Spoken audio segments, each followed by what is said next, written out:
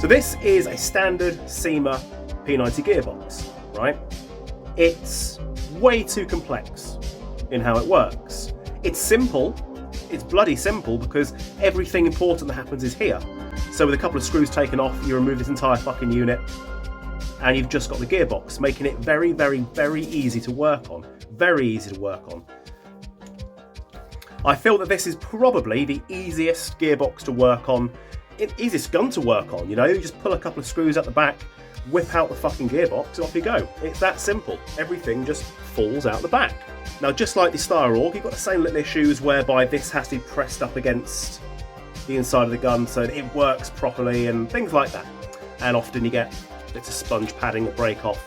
And just in case you're wondering, if you get a P90, but especially a Styroorg, where the semi-auto doesn't work, but the full auto works perfectly, first thing to try, get yourself a 2p piece or a quarter and glue it to the back of there, or glue it to the back of your gearbox, because then you've got a certain amount of shimming that you've done to shift the entire unit forward, and you might find that fixes the issue. Just free advice there. Now this is how it works on the Hadron Energy 1100 mAh 11115C.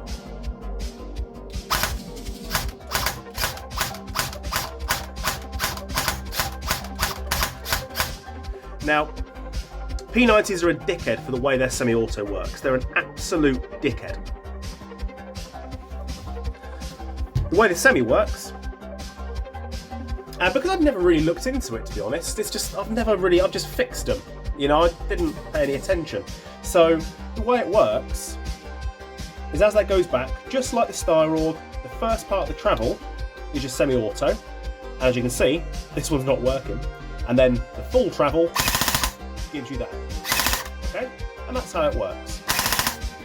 Now, the reason I'm going to assume the semi-auto is not working on that one is probably just trigger contact and pressing together. Let's have a little poke to see if we can fix that.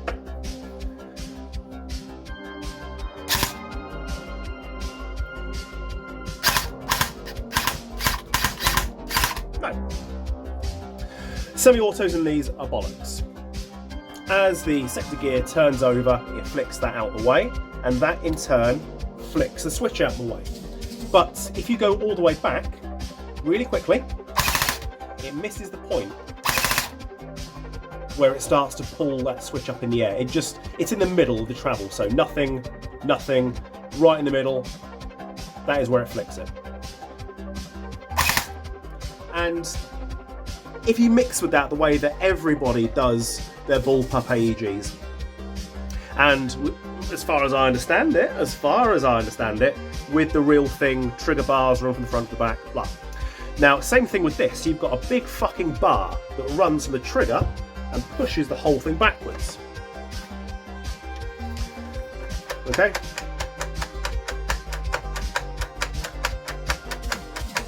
You've got to be able to make all that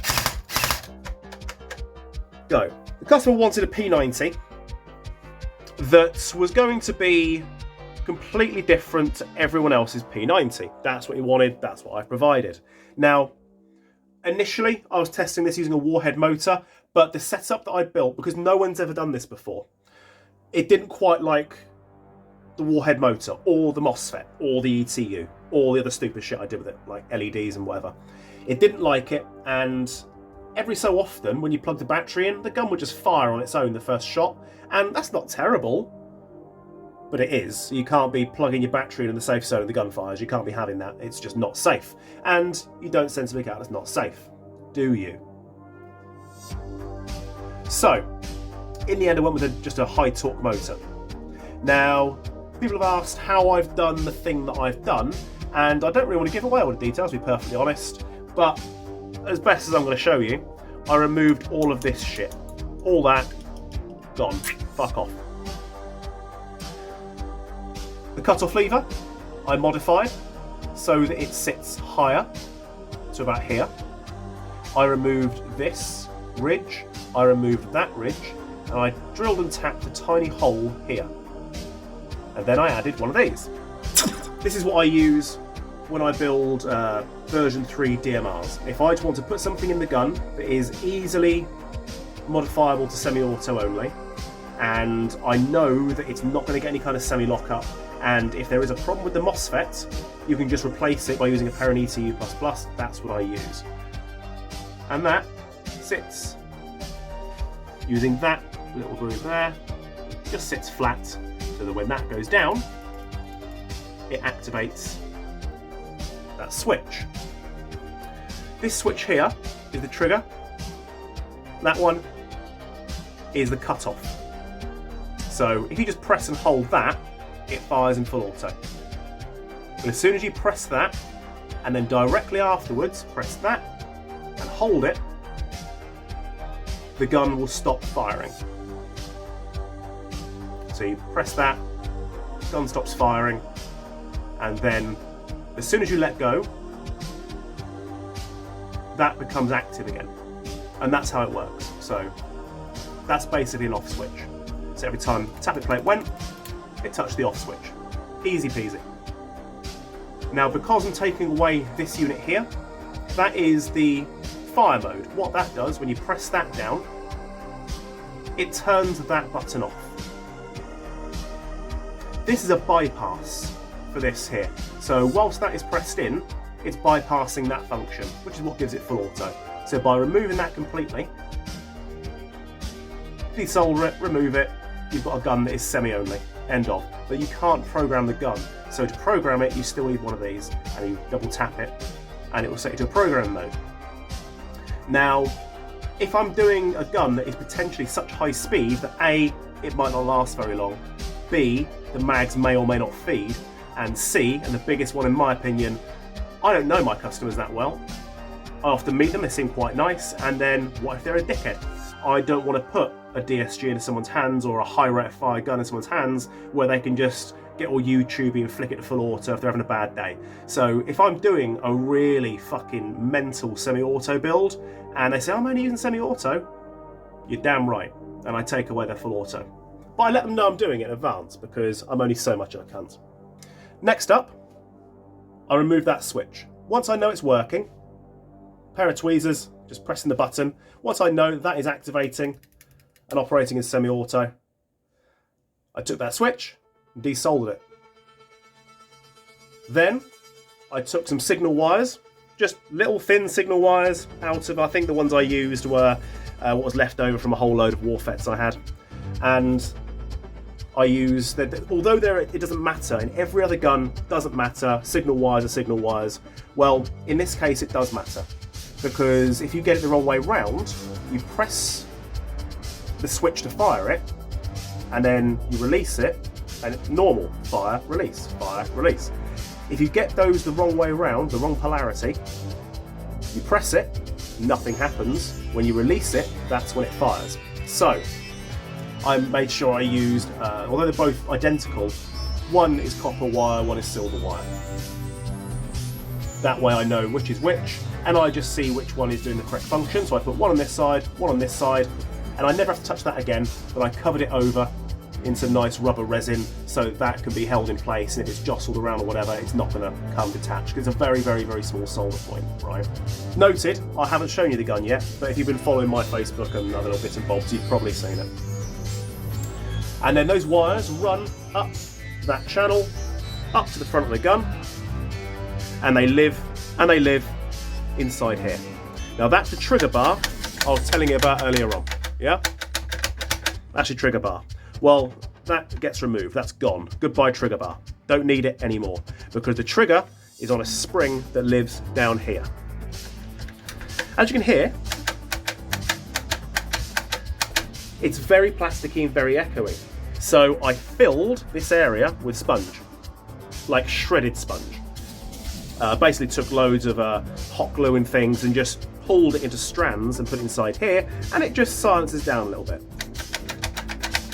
Run both the wires up here, and then on a micro switch, which I placed here, it means that as soon as you press it back, that is the full amount of travel on the trigger.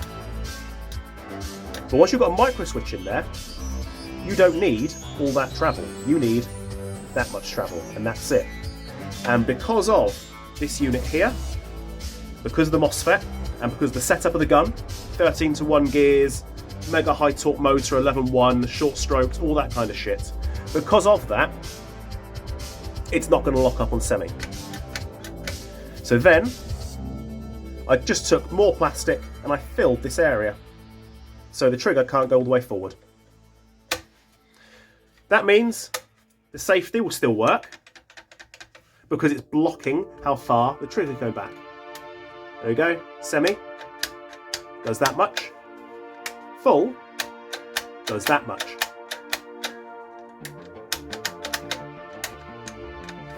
That's all it does, really simple. And because the gun's on semi-auto anyway, it doesn't matter because that is as far as the trigger can go back to there, because the micro switch itself will block it. And that's how I did it. That thing that I haven't shown you yet because I'm a prick. Now I know what you're going to say. You can just buy that thing that sits on the front of here, replaces that acts the two-stage micro switch system. That gives it a lot more reliability. It means you can use MOSFETs straight away and all that kind of stuff. 2 reasons why I didn't use one of those. First reason, didn't know they existed. Second reason, it's already an expensive build, and the cost of that unit versus the cost of one of those units and the modification work.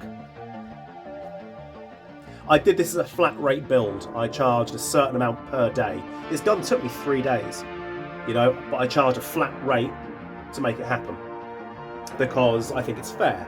I might have got it done really quickly. I know there's another company in the UK that does a flat rate of what, 120 quid or something like that, 110 quid, 100 quid, I don't know. But people go, cool, that's so expensive. But it's not, because if the gun takes 5 or 6 hours, the customer ends up a hell of a lot better off. This took 3 days to do what I did to this gun.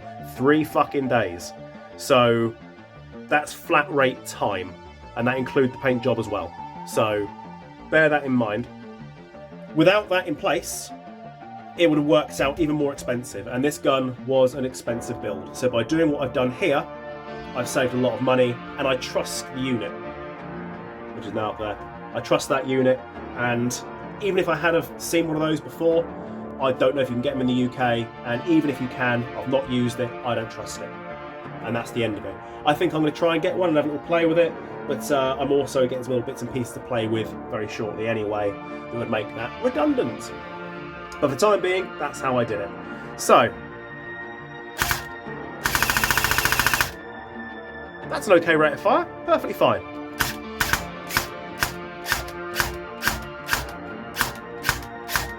And now the semi works again. Combine that very slow cycle time with that very long trigger pull. It doesn't matter that in full auto, it's pretty good. What matters is he's using the gun at a site that's semi only. And that's just an awful trigger response. But that's how she turned out. Now, when I do paint jobs, I want to make sure that how I'm feeling comes across. If somebody asks you to copy somebody else's design, I won't do it. If, oh, I must have digital camouflage, I must have MTP, yeah, I'm not doing your paint job, mate. You can, any idiot can do that. I'd rather put a little bit of something into it. And I've said it before, and I'll fucking say it again. If you go to a tattoo artist and say, oh yeah, can I have a bulldog on my fucking thigh? Or can I have England till I die on my chest? Or some bollocks like that. Can I have a dolphin on my fucking wrist? The tattoo artist just wants you to fucking die. So, I want to have complete creative freedom. So if I'm going to do a paint job for somebody, it's only if I get complete freedom in the paint job. Now, this particular day, it had been 3 days of work. I didn't still know if the gun was going to be working properly yet. I hadn't done all the testing.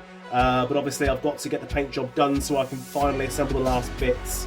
And I was in a bad fucking mood. I wasn't in a good place that day.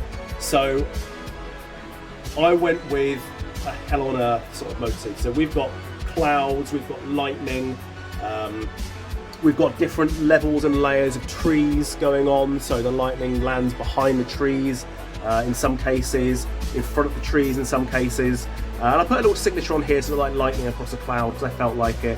I decided I want to put a signature on the gun at some point, whenever I do them. So that's how this one ended up.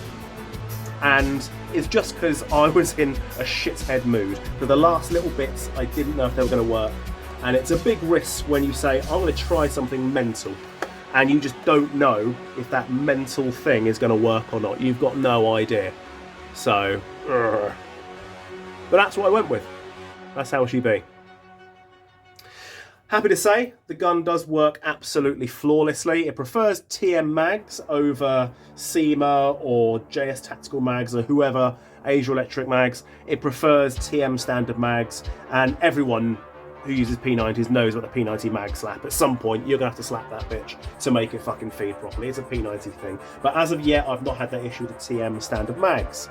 Now, I decided to go with more clouds on this side than the other side because I wanted to make it so one... Depends on how he feels. I know he's going to want to display this. So I thought, well, shall I do this in a way that is slightly less on one side, slightly more on the other side, but in the same style, so that he can choose which side he prefers, basically. And that's what I've done. And obviously, because I wanted to be absolutely mega special with it, I've put a loudner thing on the front. I've taken away the the sort of charging handle parts and the rails and so forth, so that it does give it a bit more detailing. I hate it when you just paint over the whole thing. I was tempted to leave this in black, but in the end, I decided to go with keeping it. You can see as you run through the whole thing, it is in different shades. And obviously, there's little things I do like to do just to keep myself entertained, and who doesn't like a gimmick? So, as you saw there, the trigger pull is minute. Absolutely minute. Let's do that again, ready?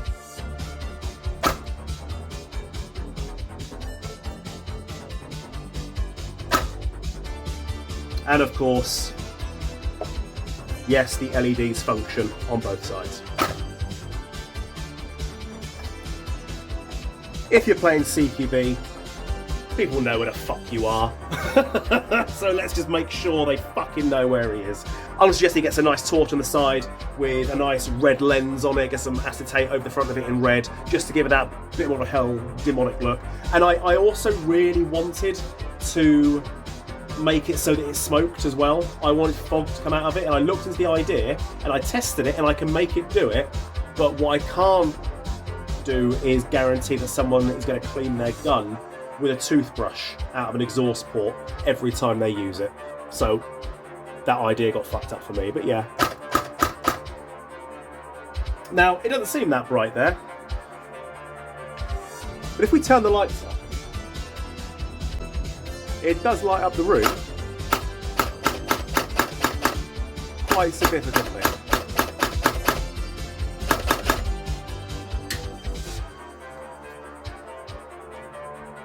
It is the little things in life. And as you can see, that trigger is tiny. And there we go. I've left it so that you can turn, obviously it's got pre-cocking on and you can't change the settings without coming back to me. But I've made it so that you can turn the pre-cocking off, so you pull it and hold it. And it will decock. And there you go. Easy peasy. That's what you pull out your arse when you're in a bit of a bad mood.